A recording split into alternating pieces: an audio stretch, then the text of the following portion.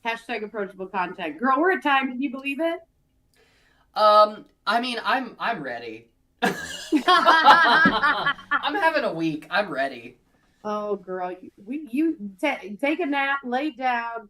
I promise you the lights will light tomorrow. To our viewers, thank you for tuning in. We love you all collectively and individually. Girl, I'll see you for a live covered dish next week. Oh my God, girl, bury the lead on that one. Why don't we? We're in the same room. Yeah. Forget about it. Listen, we know that the days are short, the nights are long, but we've got a special treat coming up for you. So tune in next week, and you can see both of us in the hallway of my basement. How about that? How about that? Love you, Queen. And that's T. See you next time. Bye.